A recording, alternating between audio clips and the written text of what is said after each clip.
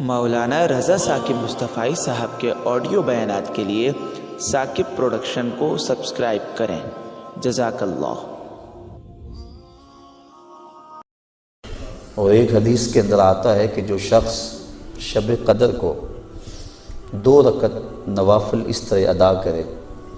کہ سورہ فاتحہ کے بعد 7 مرتبہ سورہ اخلاص پڑھے، اس کے بعد سلام پھیر کے کہے استغفر اللہ و اتوب الیہ، اور یہ 70 مرتبہ پڑھے بعد میں، تو اپنی جگہ سے اٹھے گا نہیں کہ اللہ اسے بھی اور اس کے ماں باپ کو بھی بخش دے گا، یہ اللہ اسے انعام عطا فرماتا ہے۔ انشاءاللہ بعد میں ہم اس کا اہتمام کریں گے، اور بھی نوافل وظائف اور مختلف جو ہیں وہ شب قدر کی برکتیں اور فضیلتیں ہیں۔ سورہ تکاثر اور اس کے بعد سورہ اخلاص پڑھنے کا حکم ہے، اور وہ 4 رکعتیں ہیں، 70 مرتبہ پڑھی جائیں۔ دیگر مختلف جو ہیں وہ علماء نے اپنے اپنے تجربات اور ان کو جو روایات ملی ہیں وہ امت تک منتقل کی ہیں۔ تو یہ رات اپنے دامن میں اس اعتبار سے بہت ساری رحمتیں لیے ہوئے ہمارے ہاں جلوہ گر ہے۔ اللہ تعالیٰ اس رات کی برکتیں ہم سب کو نصیب فرمائے۔ اس کو توبہ و انابت کی رات بھی کہا جاتا ہے۔ جب انسان جاگتا ہے اس رات میں تو اللہ تعالیٰ جل شانہ ما قبل کے سارے گناہوں کو معاف فرما دیتا ہے۔ وہ فرمایا کہ من قام لیلۃ الصیام، لیلۃ القدر اس سے مراد ہے، ایمانا و احتسابا غفر لہ ما تقدم من ذنبہ، جس نے لیلۃ القدر کو قیام کیا اللہ تعالیٰ اس کے پچھلے سارے گناہوں کو معاف فرما دیتا ہے۔ ایمانا و احتسابا، 2 شرطیں، ایک ایمان کی حالت میں ہو اور دوسرا اپنے نفس کا محاسبہ کر رہا ہو، کیونکہ اپنے نفس کو محاسبے میں رکھنا چاہیے، اس کو بے لگام نہیں ہونے دینا چاہیے۔ جو پڑھ رہے ہیں کہہ رہے ہیں اس پر مانن استحضار موجود ہو، اور ہم اگر توبہ کریں رجوع لائیں اس کے حضور تو وہ صرف زبان سے نہ ہو بلکہ ہمارے دل کی اتھاہ گہرائیوں سے۔ فرمایا کہ التائب من الذنب کمن لا ذنب له والمستغفر من الذنب وهو مقیم علیہ کالمستہزئ بربہ، جو گناہوں سے توبہ کرتا ہے وہ تو ایسا ہے جس طرح اس نے گناہ کیا ہوا ہے نہیں، اور جو توبہ کرتا ہے استغفار بار بار پڑھتا ہے، استغفر اللہ کہتا ہے، لیکن وہ گناہوں کو چھوڑنے کا ارادہ نہیں پاتا، اپنے اندر جمع ہوا ہے گناہوں پر۔ کہا کل مستہزئ بربہ، وہ اپنے رب سے مذاق کرنے والا ہے کہ جس پر استغفار کر رہا ہے اس کو تو چھوڑ ہی نہیں رہا، اس کا تو ارادہ ہی نہیں کر رہا کہ میں نے اس کو چھوڑنا ہے، تو وہ تمسخر کرنے والا کہلاتا ہے۔ تو جو ہم دعا مانگتے ہیں، جو ہم کہتے ہیں، مانن اس کا استحضار ہونا چاہیے، اور جو ہم اللہ سے وعدہ کرتے ہیں اس وعدہ کو پورا کرنے کی کوشش کرنی چاہیے، برکت نہیں۔ ویسے تو حدیث شریف میں آتا ہے کہ اس کو طاق راتوں میں،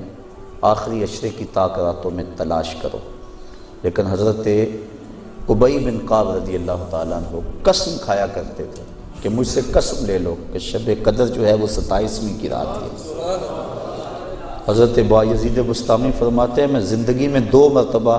شب قدر کو پایا ہے، اور دونوں مرتبہ 27ویں شب کو ہی پایا ہے۔ حضرت ابو الحسن ایک بزرگ ہیں، وہ کہتے ہیں جب سے میں نے ہوش سنبھلی ہے اس وقت سے لے کر اب تک ہر سال میں شب قدر کو پاتا ہوں، اور میرا تجربہ یہ ہے کہ اگر پہلا روزہ پیر کا ہو تو شب قدر 21 تاریخ کو ہوتی ہے، اور اگر پہلا روزہ جمعرات کا ہو تو شب قدر 25 تاریخ کو ہوتی ہے، اور اگر پہلا روزہ جمعے یا منگل کا ہو تو شب قدر 27 کو ہوتی ہے، اور اگر پہلا روزہ جو ہے وہ اتوار یا بدھ کا ہو تو شب قدر 29۔ اس کی رحمتیں بازو پھیلائے آواز دیتی ہیں بندے کو کہ کوئی ہے بخشش مانگنے والا، کوئی ہے رزق مانگنے والا، کوئی ہے سوال کرنے والا، میں اس کی جھولیاں بھر دوں۔ ہم تو مائل بکرم ہیں کوئی سائل ہی نہیں، راہ دکھلائیں کسے کوئی راہ روے منزل ہی نہیں۔ صرف 4 اشخاص ہیں جو اس رات محروم رہتے ہیں، ایک عادی شرابی، شراب کا رسیہ، دوسرا والدین کا نافرمان، تیسرا قاطع الرحم، خون کے رشتوں کو توڑنے والا، اور چوتھا وہ شخص جو سخت دشمنی رکھنے والا ہے، اور سخت دشمنی اس کو کہتے ہیں جو 3 دن سے زائد ہو، کیونکہ مومن جب ایک دوسرے سے ناراض ہو جاتے ہیں تو 3 دن سے زیادہ ناراض نہیں رہتے، تو جو 3 دن سے زیادہ ناراض ہیں ان کو سخت دشمنی رکھنے والا کہا جاتا ہے۔ تو اس رات کی جرمٹ میں، اس رات کے حسین لمحوں کے اندر یہ 4 بندے اللہ کی رحمتوں سے محروم رہ جاتے ہیں۔ اگر توبہ کر لیں تو اللہ تعالیٰ جل شانہ اس رات کا حصہ ان کو بھی عطا فرما دے گا۔ اس رات کے جھرمٹ میں اللہ کی بے پناہ رحمتوں کا نزول ہوتا ہے،